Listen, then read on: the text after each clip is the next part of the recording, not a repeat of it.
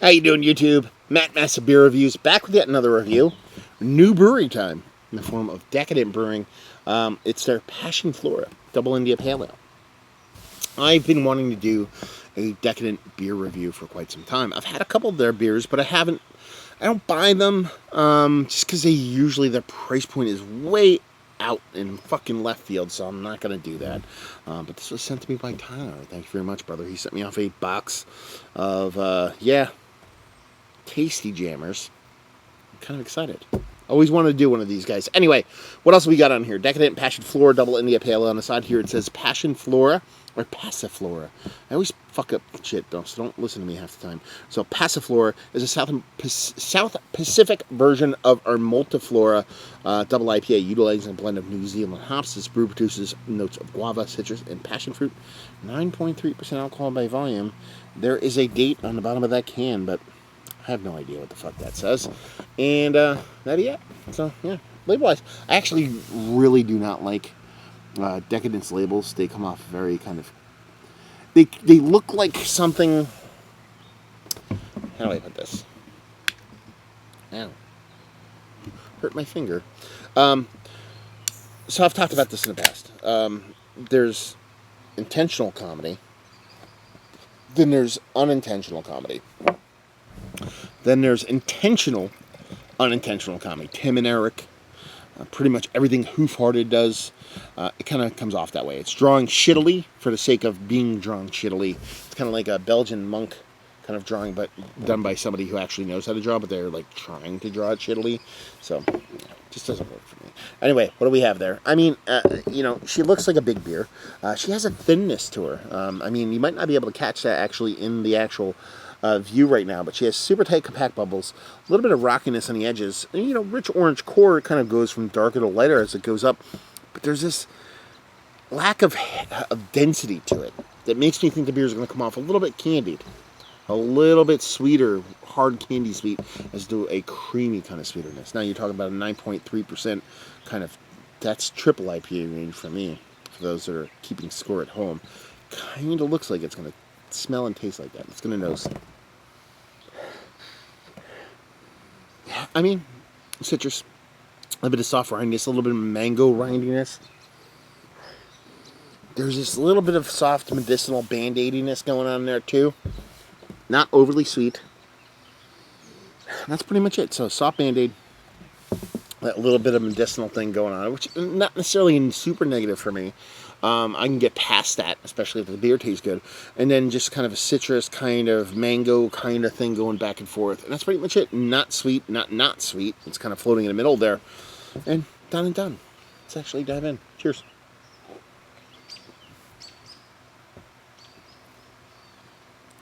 Okay. I am wrong. I thought this was going to come off candy sweet. It does not even get close to candy sweet.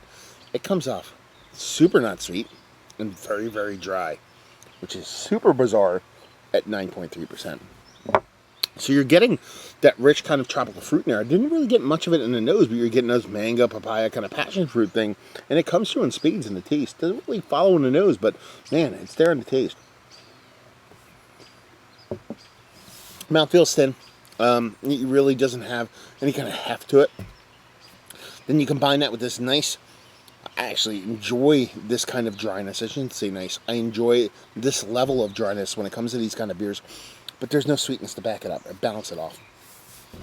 Really dry, like palate smacking dry. It comes off for me. So yeah, it drinks.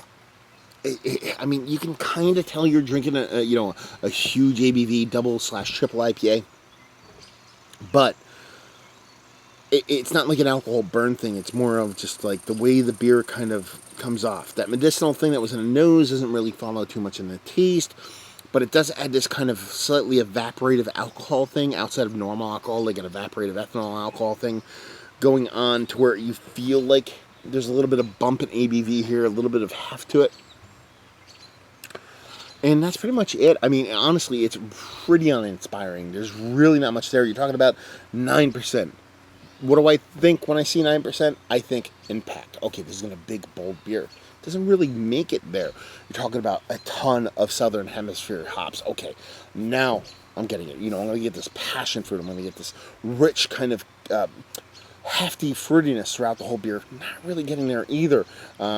Big, huge beer, dense. Okay, at least I'm going to get a really nice sultry at minimum. Like a nice, fluffy, creamy mouthfeel. Not really getting that there either. And honestly, I kind of spoke to it as a negative. I'm like, okay, 9.3%, how it looks. It's probably going to come off a little bit of candied sweet. Definitely not even getting there, because the beer comes off way less sweet than you think it would be. It comes off very, very dry. If there's a little bit more sweetness, that try to make sense. It balances each other off and plays off of each other. It's really just, it's not a negative beer. I don't taste anything bad about it. Just don't really taste anything passionate about it. You're talking about a Passiflora. You're talking about passionate flora. You're talking about a fauna and flora. You're talking about a passion for this rich kind of decadence. Not really getting there. Rich decadence. Oh, decadent and passion. My fucking brain says shit every now and then. And it just doesn't get there for me. So, again, while it's not a negative beer, it just doesn't really land for me. Especially at its ABV and what it's doing. It's just kind of uninspiring. Uninspiring beer is, I'm not going to say bad beer, but just not worthy of my time. Honestly, and that's what it is. A lot of people say, what do you do with the beers that you open? Do you drink them? Do you drain pour them? No, you don't fucking drain pour them. You're an idiot. I'm not going to drink this. Not because it tastes bad, just because I can drink vodka. Sure, there's more flavor in this than vodka. I'm not saying it tastes like nothing, but it's not giving me anything to really warrant that level of ABV.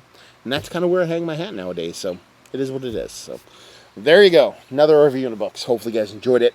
Actually, I didn't cut to the whole chase. I got to do that thing. One of the better double/triple IPAs I've had as late. No. Value and availability, it's Decadent. Their prices are usually pretty hefty. Their stuff can be found, though. It's not brewery only more times than not.